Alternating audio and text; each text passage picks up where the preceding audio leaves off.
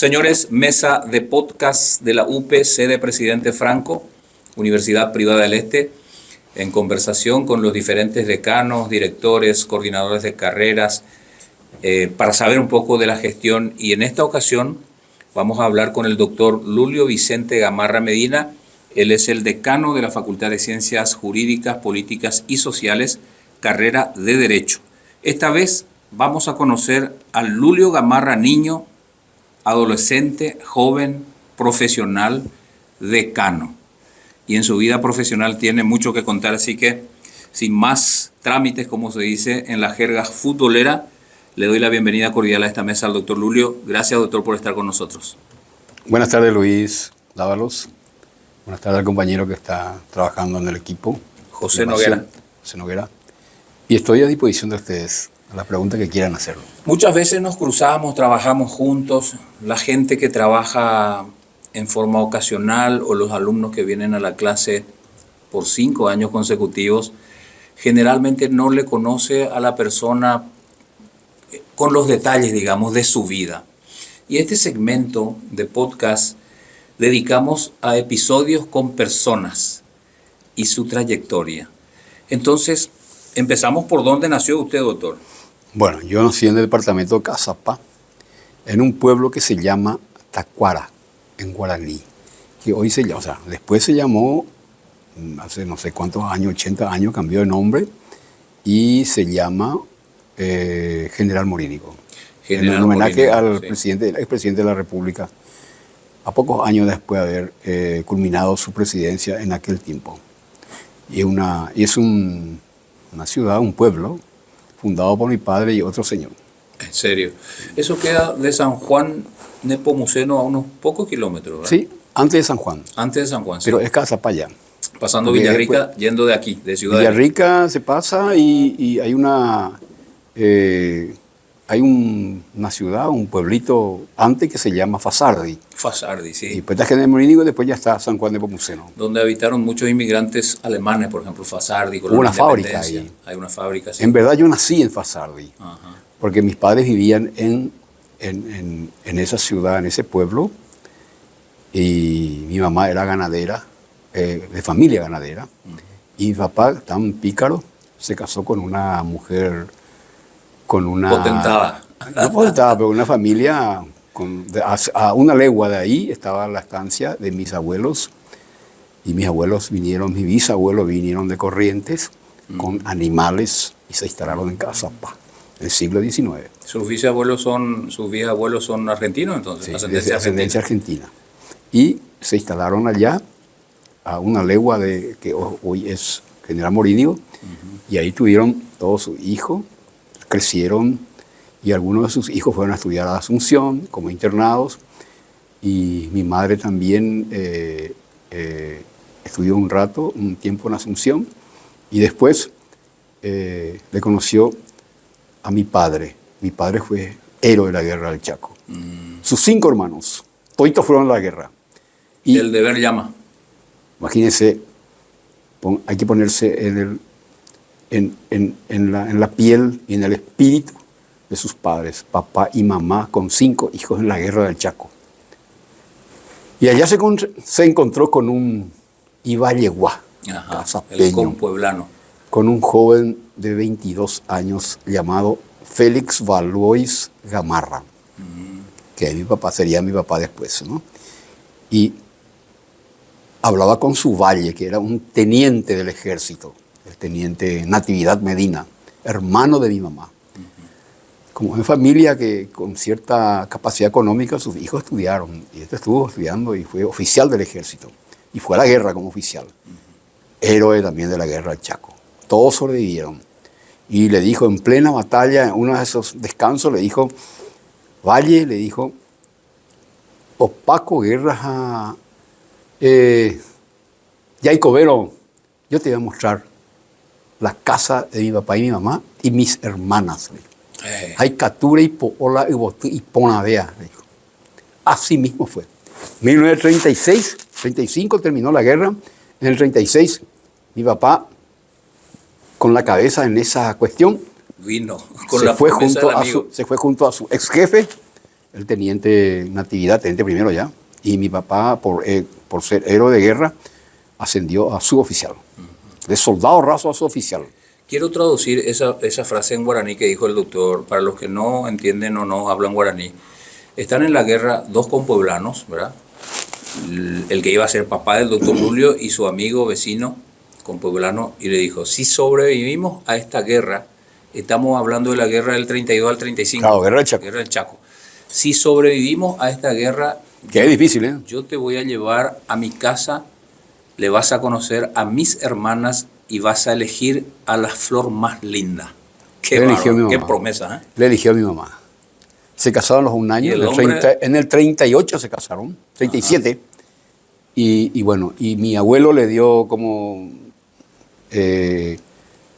adelanto de herencia unas cuantas cabezas ganado y empezó se fueron a forjarse.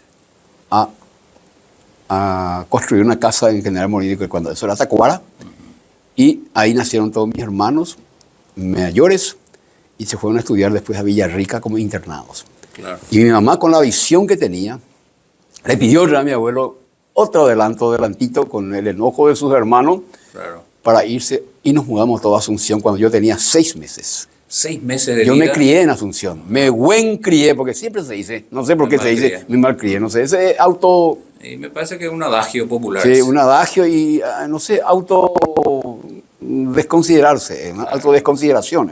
Sí. Yo me crié en Asunción con mi familia y todos mis hermanos se educaron allá, y yo también, ¿verdad? Y bueno, y así. Y en ese tiempo, ¿verdad?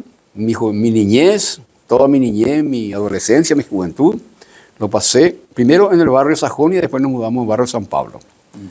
Porque el Banco Central del Paraguay ofreció casas importantes ahí para la gente, y mi padre tenía todavía un poco de dinero, compraba una casa en barrio San Pablo y ahí vivimos. Toda mi adolescencia y mi niñez estuve ahí. Entonces, ¿dónde es Paraguay, Guaoí, doctor? Paraguay, sí. Yo nació en General Morínigo, 6 meses. 6 meses ya Asunción. Ya Asunción, yo me siento como asunceno, ¿verdad? Porque... Sí. Creció allá desde los 6 meses. Sí. ¿Y cómo fue la niñez, doctor? ¿Cómo fue?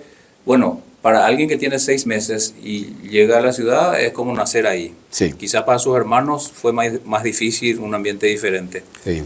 Para usted, ¿cómo fue la niñez en esos primeros años? La verdad que somos una familia numerosa, de 8 hermanos. ¿Sabes lo que es la familia paraguaya de antes? 8 hermanos. ¿Sabes lo que es una casa con 8 hijos? Sí. La verdad que mis hermanos mayores me pasaba 18 años.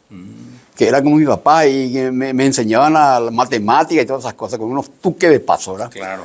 Y porque yo era medio frágil en matemática, pero no era incapaz en las matemáticas. Cuando estudiaba sí, sobresalía. Entonces, y bueno, y eso fue mi niñez. ¿Y su colegio cuál fue? Mi escuela fue la escuela José Asociación Flores.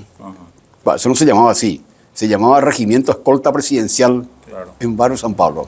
Barrio Stroessner era cuando eso. Barrio Stroessner. Y mi colegio es Pablo Ávila, un colegio muy bueno colegio, yo te puedo decir. Que está sobre la avenida de la Victoria, ¿verdad? En barrio San Pablo. No. 3 cuadras hacia abajo. Hacia abajo. Sí. Sí. Es un colegio muy bueno y tuvimos los mejores profesores de Asunción. De Asunción, siendo un colegio de barrio.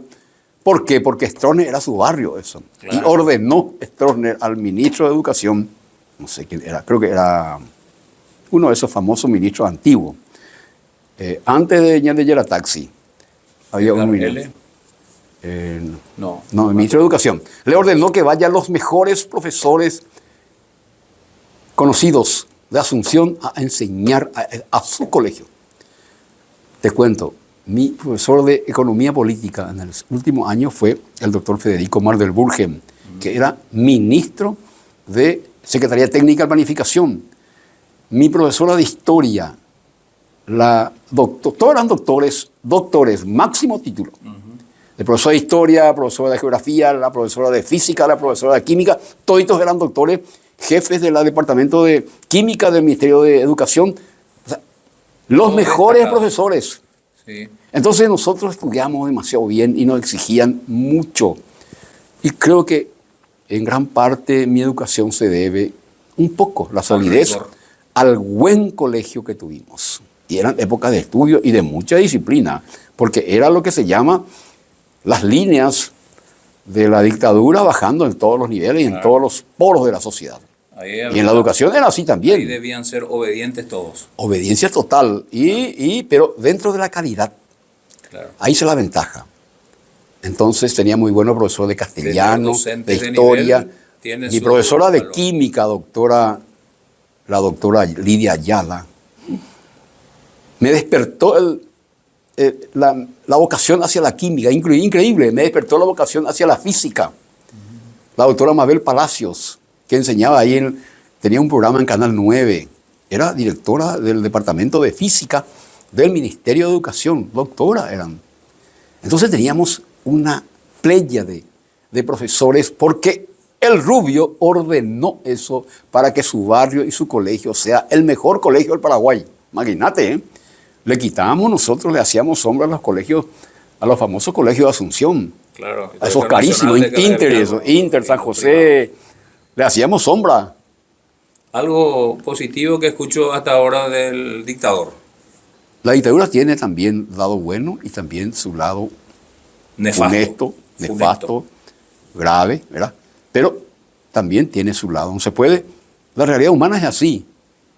La realidad humana tiene fases, a veces positivos y a veces negativos. Y muchas veces negativos la dictadura. Claro, la dictadura mayormente negativa. Yo apenas escucho un hecho que, ordenó el dictador que vayan los mejores profesores al colegio. Así mismo. En medio de todo es algo Sí, positivo. Es positivo. Pero es detestable la dictadura, ¿verdad? La dictadura es grave, es terrible. Yo tuve mucha experiencia en ese aspecto. Sí, vamos a llegar a eso. Sí. Colegio Pablo L. Ávila. Termina su... Era un general, Pablo Ávila. Claro, Sí. militar. Termina su 6º curso en aquella época. Sí. Y luego decide estudiar Derecho. ¿Por qué, doctor? Y porque mi vocación estaba hacia las ciencias humanas. Porque desde jovencito empecé a leer y mi afición era la lectura. Tal es el punto que, como era ya medio indio con la lectura, mis amigos, todos mis amigos, ahora tenemos un compañero, un amigo de infancia y de juventud, que se encarga de recopilar todas las imágenes de la época de mi barrio. En ninguna foto yo estoy. En ninguna. ¿Por qué? Huía de las cámaras. No es cámara, no. Me recluía en la lectura. Y eso un hábito que adopté, que hasta ahora me persigue. Claro. No puedo dejar de leer. No quiero jactarme, a esta altura de mi vida jactarme ya resulta una estupidez. Claro. Simplemente es un hábito, no es un vicio. No hablar de vicio, el vicio destruye. Es un hábito extraordinariamente enriquecedor. Claro.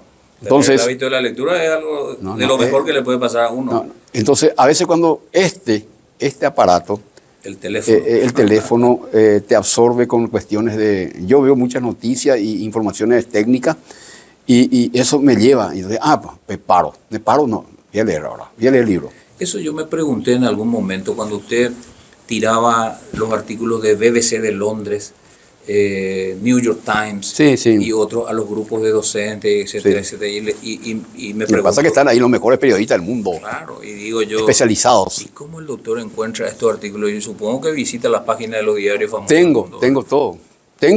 Bajo la versión, la aplicación. La aplicación de los diarios. Entonces, uno necesita... mira, a veces eso sí, de paso nomás ya. Claro. Vos te vas a los mejores periodistas del mundo, en todos los campos del saber, en la ciencia, en el campo de la cultura, en el campo de cualquier asunto están los periodistas especializados. Esos periodistas especializados hacen verdadero trabajo de investigación, que publican en esos medios. Son verdaderos periodistas, temáticos, que investigan, como cualquier hombre de ciencia, se dedican a eso.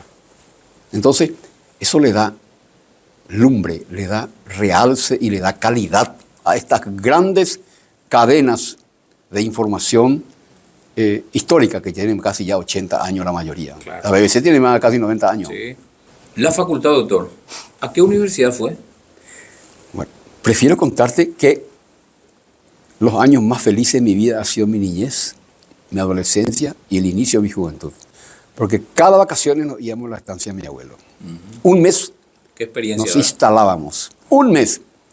Ahí, esto nos lleva a lo que se llama una vida que considero que es clave para cualquier persona en cuanto a su formación integral, la buena memoria de las vidas, de los años de la niñez y la adolescencia. Mi vida era jugar fútbol. Yo jugué fútbol mucho tiempo. Jugué hasta los juveniles en el club. Mi club, ahí está mi pase si se interesa, hasta ahora. Ah, ¿sí? Sí, si te interesa a la gente, mi pase está ahí. Podemos hurgar un poco en los documentos. Era win derecho. Win decía, no, win derecho, sí. Que sería lateral, no sé, no, ya cambiaron todos los nombres. Puntero por la derecha. La nomenclatura, sí, puntero por la derecha. Número 7, ¿verdad? Sí, número 7. Ah, 2 número 7 ya tenemos en reloj de Cano. Arévalo también me dijo eso. Sí, no creo Arévalo. Jugaba bien, jugó en Guaraní, me dijo. A la gran 7. Fútbol de primera. Entonces, zapaitese así ahí. creo que me dijo. Entonces, ¿y cómo se llamó su club? Club 3 de noviembre. 3 de noviembre de allá de Asunción. 3 de noviembre, Barrio San Pablo. Todo alrededor era el asunto. Sí, sí, sí. Y ahí nuestra vida era jugar fútbol. Y hasta hoy siento que no sé más jugar, no juego más porque por peligro, me rompí. Hasta los 55 años jugué fútbol porque me rompí mi costilla 2 veces, entonces allí caíte. Allí caíte, quiere decir, me dejé absolutamente porque es un problema eso. 2 veces me rompí la costilla. Sí. Así que jugando fútbol. Y bueno, porque el fútbol es así como creo que a vos también te gusta. Sí. Es un deporte que te da una descarga de adrenalina y de oxitocina extraordinario que es la hormona de la felicidad, ¿verdad? Muy saludable. Muy saludable. Entonces, eso es lo que yo destaco y recuerdo de mi infancia y mi niñez y adolescencia, ¿verdad? Después, y la lectura, ¿verdad? Con eso yo combinaba perfectamente. Hasta que pasé a hacer el primer año del probatorio en la Nacional y en ese tiempo estábamos combatiendo la dictadura del movimiento independiente de Asunción, que era un movimiento de jóvenes, ¿verdad? Y en eso yo estaba en Cimefor, entré, hice 3 periodos y cuando estaba haciendo el último periodo, ya estaba en la lista de ascendido a subteniente, mis amigos caen presos todos. Los amigos del movimiento independiente. Todos cayeron presos. ¿Cómo se llamó el movimiento? MI. MI, Movimiento Independiente, Sí, así no. Era De los revoltosos jóvenes universitarios. Y yo empezaba recién en la universidad, empezaba. Entonces, todos cayeron presos, yo me escabullí y estando ya en el ejército me presenté a mi comandante, le dije, todos mis amigos están presos y vengo a entregarme. No quería escaparme, irme a la Argentina. Claro. Tenía la posibilidad. No, y me negué a irme a la... Muchos de mis amigos... Me presentaba y me llevaron. Preso, directo preso. No. Me dijo el comandante en el regimiento de infantería número 14, ahí funcionaba Cimefor, mi batallón, y me dice mi comandante de batallón, vaya y preséntese al general Abet. El general Abet, que es el papá de estos Abet, esta chica Abet. De la diputada actual. La diputada era un general ultra así... Recio. Terrible, medio, era como era árabe, pero era de formación así germánico, era claro, duro. O sea, con guante lo andaba. Claro. No, era un general especial, ¿verdad? Y me lleva, me presento yo, me larga y me voy yo en un ómnibus, ahí de Rey 14, ahí cerca en Tacumbú, ¿verdad? Que está ahí cerca ahí están todas las unidades militares. Sí.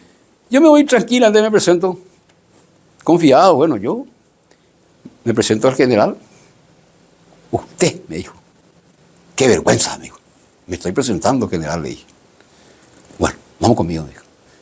Me lleva junto al jefe jefe de policía, el general Brites Borges. Sí. El tétrico Brites Borges. Le encontré a un señor de 80 años, 75 años, ancianito. ¿Qué tal, mi hijo? Mira qué lástima, me dijo. Y cuando llegamos a la pieza, le dice, el general Abel le dice, mi general, le dice, se encuadra, porque era su superior. Claro. Él era general de brigada y el otro era general de división de hace mucho. Le traigo un comunista. Ahí ya está el rótulo. De ahí nomás ya me lleva, me entregó y se fue él. Ay, no me espere nomás allá afuera, me dijo. Ah, qué amable que este señor, dije. No esperaba. Y bueno, entonces de ahí me llevan directo a tercera, a la tétrica tercera. En un en una camioneta roja, puta, y caperucita roja. Y ahí era un sábado a la mañana. Ahí le veo a mis camaradas palmeando y yo en una caperucita pensando cuál va a ser el destino. Ni sabía. Claro. No sabía. La incertidumbre. Entonces, la ahí se produce lo que se llama, me entregan tercera y ahí empezó la Vía Crucis. el suplicio. La Vía Crucis, que no quiero contar porque en otra oportunidad vamos a contar eso. Claro. Ahí estuve casi 3 meses, estuvimos varios, 30 jóvenes, y de ahí nos llevan los 3 sinoforistas nos llevan al Chaco, nos envían a trabajar como esclavos, a hacer leña. Mi mano parecía así, no era la mano que tengo, Claro. hachazo limpio. Manos callosas. Y ahí estuvimos 1 año y medio, casi 2 años. En total casi 2 años. ¿Qué año fue ese? 74, 74. 74, 75. Estaba dura la dictadura. En esa década del 70. Durísima. Durísima. Era la represión, una de las oladas más fuertes de represión fue en el 75-76. Ahí está el OPM, un montón de movimientos, incluso guerrilleros había. Y nosotros, bueno, eso fue, y yo vine, y en ese lapso, cuando yo estaba yendo al Chaco, mi novia estaba embarazada de 3 meses. A la pintache. Un golpazo fue entonces. Sí, me fui al Chaco, castigado, exiliado allá en el Chaco, trabajando como esclavo. Yo tenía 1,66 m, hasta ahora 1,65 m, bajé creo que 1 centímetro. Tenía, 64 kilos. A los casi 2 años vine con 50 kilos. O sea, un palo. Un palito, sí. O sea, desnutrido, jamás tomamos leche, nunca. Nunca comimos una fruta, nunca. Nunca comimos una fruta, nunca tomamos leche. La única comida era locro a mediodía, muy rico, porque era un manjar para nosotros. Claro. Porque ahí se siente hambre. Y a la noche, a las 5 de la tarde, poroto con menudencia. A 5 de la tarde. A las 5 de la tarde se cenan en todos los cuarteles de Paraguay, se sigue a las 5 a las 6 de la tarde. Poroto a la noche es medio jodido, ¿eh? Y poroto de menudencia, pero para nosotros era y se le echaba ahí fariña. Era una mezcla así de fariña, de poroto con menudencia. Una Era nuestra, polenta era. casi 2 años, solamente eso. Nada de fruta, nada de dulce. El cocido era un cocido en bui, como se dice, apenas con 2 cucharadas de azúcar y 4 galletas a la mañana. Así tenía hambre. ¿Cómo no va a tener hambre? ¿Cómo no? Claro que Bajé sí. 15 kilos. Imagina, yo tengo ahora tengo 67 kilos. 50 kilos. Y bueno, Pero un año esa es la difícil. parte. Y estando yo en el Chaco, nacen mis hijos, mellizos. A las pintas. Mellizos nacen. ¿Y cómo Yo- era la comunicación ahí, doctor? ¿Cómo cartas, no? O envíos de mensajes. Solo carta. Solo No, carta. no nos permitía que nuestros familiares Violadas viajen. absolutamente en el camino, seguramente, ¿verdad? Todo Entre controlado, comillas. todo controlado. Todo Porque controlado. ellos creyeron que nosotros éramos guerrilleros, qué sé yo. Claro. Pero se dieron cuenta enseguida que éramos inofensivos, que éramos estudiantes, que éramos simplemente revoltosos. No teníamos ningún nexo con ningún grupo armado, ni nada, mucho menos. ¿Verdad? No estábamos para eso. Bueno, eso entonces, y después cuando yo vengo, el único lugar donde podía venir a trabajar era aquí. Claro. Vengo de Asunción a A Ciudad del Este. Ciudad del Este, que tenía 3 cuadras nomás. Nada no Claro. había. Era Una monte. ciudad pequeña. 3 cuadras tenía. Inicio de Ciudad 1975. Sí. No había nada. 73 fue el inicio de Itaipú, ¿verdad? 74 empezó. 73. 73. Pero él Y empieza la ciudad empezaba. empezaba a moverse las primeras movimientos de roca, movimientos de tierra y fue, roca. doctor, perdón, ¿cómo fue cuando iba a dejar Chaco? ¿Cómo fue la noticia? La noticia positiva de decir, señores, a su casa. ¿Cómo fue En eso? el día de mi cumpleaños, 5 de ¿En abril. serio? Fue el mejor regalo que recibí. Vino el jefe de... 3 veces mi familia presentó habeas corpus. 3 veces. Bueno, ni dieron... Las 3 veces se rechazó. Claro, si estábamos en dictadura. Ernesto nació, estando yo. Ernesto y Olivia, que son mellizos, nacieron, amigos de él, Sí. nacieron cuando en mi ausencia, allá. Yo le conocí cuando ellos tenían 8 meses. No, un año, unas cosas así. Entonces, esa es la historia así medio, un poco de avatar de mi vida, en el avatar de mi vida. Claro, una historia Peculiar. De un momento que me muy marcó. difícil, claro. Me marcó. Estar preso en la dictadura, uno no sabe si va a volver. Esa es la verdad. Te puede matar en cualquier momento. Claro, la dictadura es un sistema Muchos de cruel. mis amigos murieron. Claro, Me mataron. Paraguayos murieron. Muchos paraguayos murieron. Sí. Muchos paraguayos. Asesinados. Y NN y todas esas cosas. Claro, Así, desaparecidos. desaparecidos, asesinados, nunca se encontraron. Y torturados, ¿verdad? Del todos, de no sé cuántos centenares de desaparecidos, 2 nomás se encontró hasta ahora. Sí. Están guardados bajo tierra, a pesar del gran esfuerzo que hace el doctor Goiburu, que tenemos que traerle para una conferencia al doctor Goiburu, Sí. que su papá, y al monseñor Mario Melanio, a los dos podemos traerle. presidente de la Comisión Verdad y Justicia, Así mismo, así. 2008. 2008. Que es un trabajo de 5 años, ¿eh? Sí. ¿Verdad? Y justicia es un trabajo Fantástico. bueno. Entonces eso fue, y retomé otra vez, tanto aquí, retomé otra vez. Y bueno, llega a Ciudad del Este Sí. en el año 73. ¿Y cómo es? 74. 74. Y viene como un forastero, llegando así. No, mira como la todo el ciudad. mundo Sí, venía a la claro, Meca. Claro. Ciudad del Este, Ciudad Presidente Strong era la Meca del Paraguay. ¿Y Tierra de promisión. cuál fue la primera idea que tuvo al llegar a Ciudad del Este? Yo vine una madrugada con 3 amigos, ex compañeros de colegio. Ajá. Hasta ahora están. Sí. Sí. Y yo me separé de ellos, me fui a vivir en la casa de mi tía que vivía enfrente mismo al IPS. Ya estaba Mi tía una ya estaba familia instalada, por ahí. Sí. la hermana de mi mamá. Ahí estuve unos 2 meses y enseguida entré en Conempa. Conempa SRL, que es de Guasmosi, y ahí le encontré a muchísima gente que ha sido perseguida y que Guasmosi le dio trabajo. Claro. Porque la gente que está... Conempa, prestadora de servicios Sí, para yo, Itaipú. yo estando en Asunción hice un curso técnico de, creo que 7 meses, porque no, es que vine enseguida, me quedé allá, hacer unos estudios ahí, técnicos ahí, para un poco saber que yo no tenía ninguna profesión. Claro. Yo lo que hacía era leía, y eso no te da habilidad ni destreza para trabajar, y mucho menos para ser padre de familia. Entonces, eso fue. Y ahí, enseguida entré a Itaipú. El sueldo mínimo era 14.000. Guaraníes. 14.000 guaraníes en Asunción, ahí en Paraguay. Sueldo mínimo, 14.000 guaraníes. 74 estamos hablando. Yo entré en Conempa y mi primer sueldo, 53.000 guaraníes, con horas extras. Gobloya. No, yo me quedaba en el aire. 14.000 hoy son $2. Estamos hablando de la década del 70, 73. $2 de sueldo mínimo mensual. Sí, así mismo. Qué bárbaro. Es que así era. Claro. Y la economía crece. Y mi primer sueldo fue 56.000 guaraníes, En porque Conempa. hacíamos muchas horas extra. Era el cielo abierto, ¿verdad? No, yo tenía 21 años. 2 años después yo ya compré una casa en Asunción. Enseguida me hice de casa en Asunción. Compré un terreno, mandé construir. A ganar, pues. Claro. Entonces, yo siempre con la idea de irme otra vez a Asunción. Si yo de Asunción. Claro. No, nunca más. Aquí ya el que viene a Ciudad del Este, Alto Paraná, Franco, lo que sea, ya no se va más. ¿Vos te vas a ir más? A mí me pasó lo mismo, hace 18 años. Sí, vos no te vas a ir más Por 2 nunca. años nomás vine. El que viene aquí y se queda para siempre. No es que Ciudad del Este, Alto Paraná tenga ese magnetismo. Esa es la característica de la migración. La migración nunca más vuelve a su lugar de origen, porque se enraiza, se arraiga, tiene trabajo, construye su casa, estudia, lo que sea.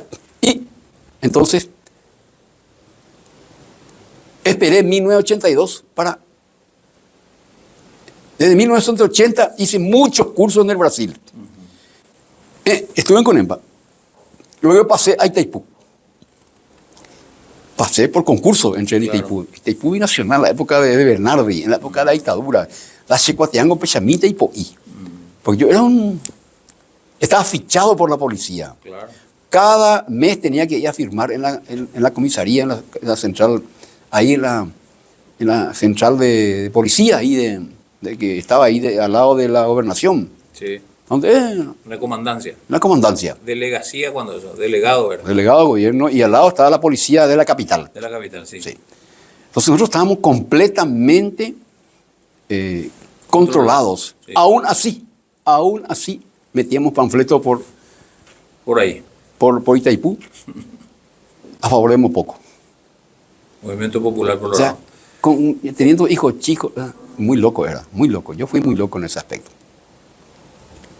Aún así, seguía una lucha soterrada, una lucha así, subrepticia, antidictatorial. Y entonces hice muchos cursos en el Brasil, en el SENAI, que es Centro de Educación Industrial, no sé qué cosa. Hice electrónica, electricidad residencial, electrónica. Muchos estudios técnicos hice yo. Porque estaba en Itaipú, pues. Claro. Entonces, hasta que la Universidad Católica abre derecho. ¡Paz! Por fin. Y yo ya tenía 28 años por ahí. No sé cuántos años tenía. Entré un poco. Y eso fue mi historia con mi contacto con... Católica siempre de quería... Hernandarias. Retomé otra vez mi historia, ¿no? Católica de Hernandarias. No, de Ciudad del Este. Ah, de Ciudad del Este. Claro, funcionaba aquí, funcionaba en el obispado, donde el colegio en el ahí. obispado, sí. Ahí funcionaba. La Universidad Católica empezó. Nosotros, en el obispado. después ya se mudó en su sede Cerca del definitiva, Cante. pero nosotros terminamos ahí. Terminamos varios, porque venían todos de ¿Qué año Villarrica. fue eso, doctor? Concluí. 1982 empezó. Concluyó la carrera en 82, 83. 85, 86. Y 6 años digamos. Sí. Sí. 87. Sí. Ya cercano al golpe. Ya cercano. Muy cerca del golpe. Sí, no, después ya vino el golpe. Y eso abrió otras nuevas perspectivas, ¿no? Pero entonces, y después entré a la docencia, porque todos los profesores eran de Asunción y algunos de Villarrica. Y yo entré como ayudante de cátedra de nuestro querido doctor Secundino Núñez, una de las figuras más señeras de la intelectualidad paraguaya y de la iglesia paraguaya. Sí. Un hombre así, un intelectual de alta calidad. Y Mación me quería. Entonces entré con él en filosofía del derecho y en derecho romano. Y me entusiasmé. A los 1 año de haber recibido ya entré en la cátedra. Y yo nomás daba ya la clase, en vez de él, porque ya estaba medio viejo. Sí. ¡Ja! De lujo yo daba la clase, en su presencia. Claro. Entonces, me afanaba tanto por manejar la materia que me daba en derecho romano, que me daba cuenta que sabía más que él. En algunos aspectos yo investigaba a morir. Entonces, eso me daba, no estoy haciendo, me estoy jactando, simplemente estoy describiendo la realidad. Porque cuando vos profundizás algo, y así tiene que ser, el alumno tiene que ser mejor que el profesor. Claro. Los hijos somos mejores que los padres, así es, así evoluciona la sociedad. Sí, sí. Bueno, esa es la historia de mi contacto con el derecho y enseñé 10 años en la Universidad Católica Derecho y de ahí me hice de plataforma y de un poco de prestigio personal. Aparte que yo soy mi egresado de mi promoción, ¿verdad? Ya tuve esa ventaja, porque eso es una gran ventaja. Entonces eso me dio la posibilidad de predicamento y de visualización ante la sociedad altoparanaense. Sí. Enseguida fui profesor y en el 95, 94, 95 ya me llamaban de aquí. En el 97 ya me eligieron decano. Sí. Y de aquella vez sigo yo en este derrotero. Qué bueno. Le conocí a Secundino Núñez en el Instituto Técnico Javier, allá de Asunción. Cierto. Sí, a finales, era en 1989, un curso que se llamaba Curso de Estudios Propedéuticos y Humanísticos de la Sociedad de Jesús, jesuita. Tuve 1 año y después deserté, ¿verdad? Entre comillas, y perdí esa oportunidad. Pero, él fue monseñor, ¿eh? Sí, monseñor Secundino Núñez. Fantástico hombre. Tipo sabio. sabio. Hombre intelectual. Bueno, entonces, 95 llegó a la UP, desembarcó a la Universidad Privada del Este.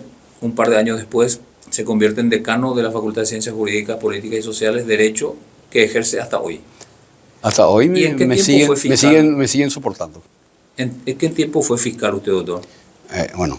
Yo estando aquí, entré en el concurso nacional para la fiscalía, gané y fui fiscal hasta el 2004.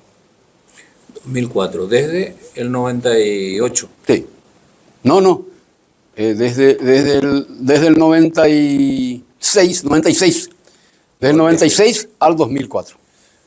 Un ejercicio bastante prolongado. No, yo trabajé muchísimo. Una de mis características fuertes y uno de mis soportes esenciales fue el servicio público en la fiscalía. Y ahí creo que gané protagonismo sin par. Fiscal penal. Fiscal penal. Y éramos pocos. Me acuerdo de una intervención que usted hizo.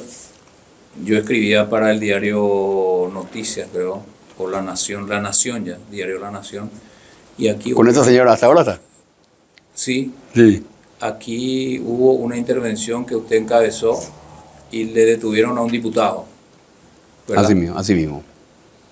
Por un hecho punible, por la comisión de un Le hecho agarramos, punible. le sorprendimos en el acto de Infraganti. corrupción infraganti en Santa Rita. A un diputado del Partido Liberal, un hombre enorme de 2 metros, y entregando, creo que 50 millones de guaraníes. Recibiendo, mejor dicho. Recibiendo. Una coima. Y ahí estamos filmando completamente y al salir, usted está detenido, diputado, le dije, y ahí se quedó blanco como un papel y tiró todo el dinero y se echó a correr y estaba lloviendo y todos los policías que estaban con nosotros le siguió y le tumbaron en el barro. Sí, me acuerdo que Se peleó como un toro se peleó contra los policías. una imagen muy pintoresca. Ahí nació la frase, la cámara de la vergüenza. Cuando se pedí yo al juez y el juez pidió el desafuero y no le dio. Claro. Ahí nació la frase, la cámara de la vergüenza. Con ese hecho, con ese episodio triste, episodio funesto de la época, del poder legislativo de la época y sigue todavía reflejo de esa... Usted que sabe mucho con esa experiencia de haber sido fiscal penal durante 8 años, 96 a 2004 decía, difícil es ser fiscal, ¿eh? Es un trabajo Todo para lo que gente implica. joven y para gente que tiene así bastante capacidad, mucho coraje. Sí. Para- Se necesita de coraje. Pero Coraje, existe mucha un poco- corrupción, doctor. ¿Eh? Existe mucha corrupción. Mucha corrupción.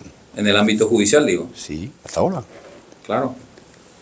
Y Es complicado. Porque si uno tiene coraje, quiere hacer bien las cosas, pero hay una una rosca, cosa, un no basta sistema. el coraje, yo creo que hay que tener mucha integridad también. Se necesita integridad, pero si el mecanismo generalmente está podrido, entonces la integridad queda en el tercer plano. Me parece, ¿verdad? Sí, así mismo. Bueno, ¿cómo es la experiencia en la UP, doctor?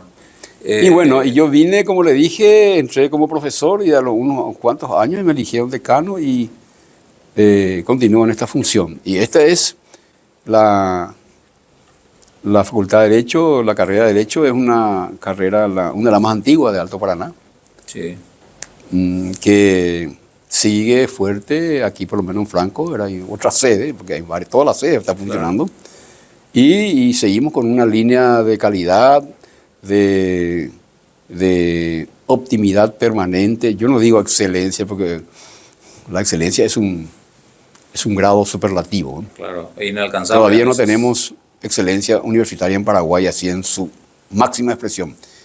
Propendemos hacia ahí, Claro. obviamente. Tenemos buen nivel en la UP. ¿eh? Buen nivel, y estamos en perfección permanente. Y eso es la característica del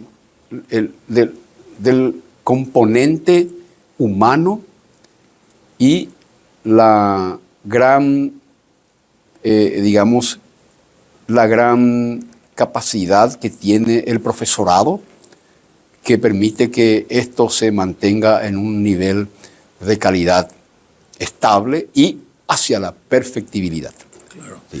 El derecho franco está reacreditada, decimos en el lenguaje coloquial nosotros, pero está acreditada por segundo periodo por la NEAES. Por segunda vez. Esa es una conquista muy importante en términos de calidad. Para cualquier carrera es una conquista interesante porque permite y muestra que la institución está dando señales a la sociedad de que es confiable.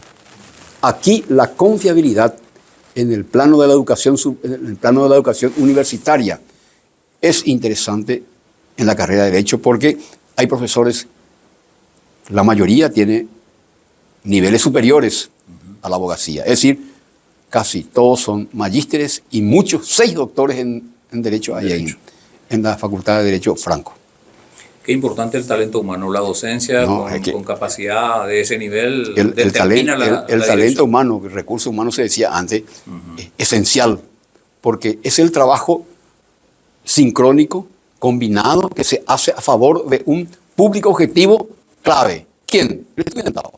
Todo se hace para el estudiantado, para que el estudiantado reciba las informaciones técnicas a través de la docencia y los chicos, estimulados por los buenos profesores, tengan el bagaje de conocimiento técnico y eso lleven hacia la profesión con éxito. Tenemos muy buen impacto, muy buen producto de nuestros egresados. Sí. Varios de los egresados de Derecho han sido directores nacionales en institutos del Estado. Varios han sido y son fiscales. Varios defensores. Varios también jueces y varios camaristas, que está por encima de los jueces, que tienen un grado más. No es que sean superiores, tienen un grado más de responsabilidad y, por supuesto, de saber también de alguna otra forma. Claro, entonces, ese es el producto que nosotros tenemos. Claro. Y, por sobre todo, muy buenos abogados litigantes, porque no basta ser. Un andarivel del desarrollo del saber profesional es la magistratura, un andarivel interesante. Pero otro andarivel muy importante, no menos importante que los otros, es la capacidad de litigación que tiene. Claro. Para eso se estudia, para ser litigante abogado o abogado litigante. Entonces, el derecho constituye una disciplina esencial para la sociedad, porque la ley se introduce en todos los poros de la sociedad. Todos los ámbitos de la actividad humana está regulado por la ley. Y ahí es donde el abogado actúa con destreza, con capacidad, con habilidades. Pero ¿eso de dónde surge? Surge de las casas de estudio. Claro. Y la UP Franco oferta esa posibilidad, ese modelo de educación para el éxito de sus egresados. Qué importante ese trabajo de la docencia. Usted que ejerce el decanato, ¿son cuánto? ¿27, 28 años ya? Por ahí. Ininterrumpidos. Ni no sé, pero hace un buen tiempo Sí, ya. 96, Unicato 97. total, pero Sí. cada 3 o 4 años se está Reasignando. me están reasignando el directorio, ¿no es cierto? Claro. Y algunas veces por reconducción tácita. Claro. ¿Y cuál es la expectativa del doctor Lulio Gamarra hoy, teniendo una carrera acreditada por segundo periodo, teniendo una concurrencia interesante de alumnos, teniendo a los profesores doctores, magísteres, abogados? ¿Qué piensa el doctor Lulio hoy? Pienso que estamos cumpliendo diariamente nuestro cometido de instituto de formación para la abogacía y consideramos que ya estamos en un nivel bastante óptimo, alto, por los productos que tenemos. Tenemos el impacto. ¿Y qué es lo que se aprecia con mayor nitidez en una institución educativa? El producto. No es el edificio, no es la calidad. Muchas cosas importan. El edificio importa la biblioteca, importa el cuadro de profesores, importa el cuadro de servicios que ayuda para la calidad educativa, pero también importa el fruto de esa estructura sinérgica que conforma o que tiene que ver con la estructura educativa en funcionamiento. Vale el producto. Por ahí se miden las cosas. Claro, esa es la transcripción directa de aquella frase bíblica, por cierto. Sí. Por sus frutos lo conoceréis. Y por ahí estamos nosotros. Así es, sí. Porque si el egresado de cualquier carrera de la universidad se destaca, quiere decir que hay buena base. Pero hay un componente esencial en esto, sí. La ética. Claro, ética. Sin la ética nada funciona. La ética es rentable, doctor Luis Dávalos. La ética es rentable siempre. Cuando se falla en la ética, tarde o temprano se viene abajo el problema. Se desmorona la estructura. Se desmorona cualquier estructura. Cuando se trabaja con intenciones y con deseos y con actividades que no esté en consonancia con la ética, se está generando una contradicción interna. Es lo mismo que una persona que se porta mal y se dedica a la actividad delictiva. Más tarde o más temprano va a caer. Claro. ¿Por qué va a caer? Porque la contradicción le va a ir corroyendo. Claro, carcomiendo, ¿no? Le va carcomiendo. Es lo mismo que un hombre que se porta mal, marido que se porta mal. Va a caer. Oye, pillátala. Como dice la Biblia, cuanto más secreto es la cuestión contradictoria o la cuestión que está mal, más rápido se va a saber. Claro. Más tarde se va a saber. Entonces, la coherencia de la ética en la educación, en la investigación, en la docencia y en la extensión son vitales porque hace al soporte esencial el basamento de la calidad educativa en la educación, la parte académica, en la parte de extensión y en la parte de la investigación, es la ética. Qué interesante. Y Derecho Franco, Facultad de Ciencias Jurídicas, Políticas y Sociales de Presidente Franco, tiene varios programas que se circunscriben en los ámbitos de extensión universitaria, por ejemplo, de investigación también, y son desarrollados por docentes y alumnos en forma práctica. Así mismo. Eso es muy importante porque da la visibilidad no solamente a la gente que está afuera, sino principalmente al alumno que está adentro y que está procurando y ubicándose en el escenario para poder proyectarse, ¿verdad? Consultorio jurídico, esas visitas que encabeza el doctor Jorge Aguilar para la cárcel modelo del Brasil, para la Universidad de Buenos Aires. Sí. Son interesantes esos programas. Son labores muy importantes porque permite la proyección del estudiante y ven la capacitación también activa porque ven modelos diferentes y vienen eso con una idea diferente al centro educativo, al estudio de la carrera que es Derecho. O sea, todo es importante. Claro. La tarea misional universitaria se trata de cumplir en la Facultad de Derecho. ¿Cuáles son esas 3 áreas misionales? Que está en la Constitución. Artículo 71 de la Constitución ordena que la universidad tiene que tener una buena actividad académica, ahí están sus profesores, capacitándose permanentemente, una buena extensión universitaria que es trasladar el conocimiento para la sociedad circundante, y el otro es la investigación, que lo estamos haciendo con mucha fuerza y con mucha determinación en generar conocimientos. Investigación es generar conocimiento. Claro. ¿Quién?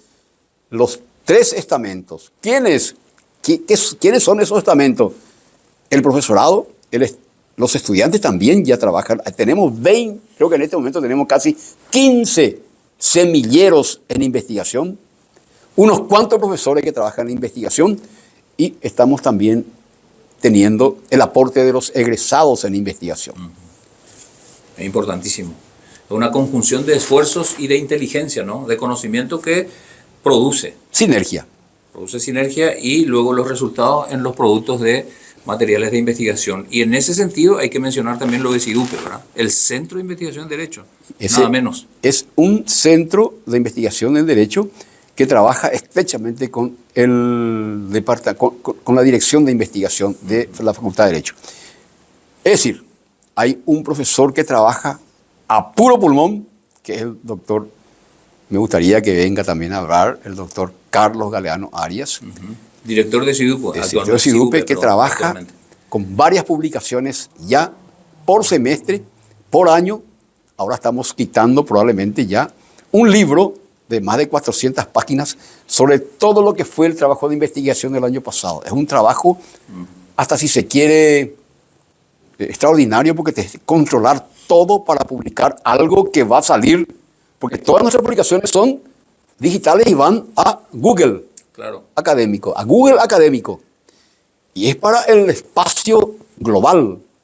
No puede salir una publicación con fallas gramaticales, con fallas semánticas, con fallas sintácticas, con fallas conceptuales. Eso está bajo el control del CIDUPE. Y hay un trabajo, hay un equipo de redactores también que está trabajando con el doctor Carlos. Creo que usted también está, profesor. Sí. Que están trabajando para que salga muy buenos frutos de la investigación de profesores, estudiantes y egresados. ¿Desde cuándo tenemos esas publicaciones? Desde hace ya casi 11 años. indexado en Google Académico. Usted entra a Sidupe, ¡pum!, le salta en Google Académico. Es global. En todos lados está saliendo. Y las que hablan de habla hispana, por eso te estoy diciendo. Claro. Y ahora estamos publicando, va a salir, ya tenemos el ok de la administración, gracias al apoyo que tenemos de la alta gerencia de la UPE. Va a salir un libro, producto de lo que fue el año pasado el trabajo de investigación sobre derechos humanos, y dedicado a nuestro rector emérito y fundador de la UPE, nuestro querido Juan Bautista González Flores, que fue una víctima de la dictadura. Claro. Capitán en situación de retiro, abogado. Abogado. Víctima de la dictadura. Sí. Entonces, creo que estamos procurando trabajar. Nos movemos, confiamos mucho, confío mucho en mi equipo. Le doy mucha autonomía, pero no basta confiar, hay que controlar también. Claro. Hay que... El ojo del dueño engorda el ganado. La frase de los antiguos griegos. Sí. Sí. Entonces, pero no en el control policiaco, sino en el control de calidad, claro, de equipo, trabajamos en equipo. Cualquier decisión que tomamos en equipo. Control y seguimiento, ¿no? Sí, control y seguimiento. Sí, señor. Doctor, qué linda conversación. Hablamos de todo un poco, pero esto va a constituirse en un material documental que va a quedar para la institución, y los que vendrán después en el tiempo, en el transcurso del tiempo, podrán evaluar y opinar. Para estamos expuestos.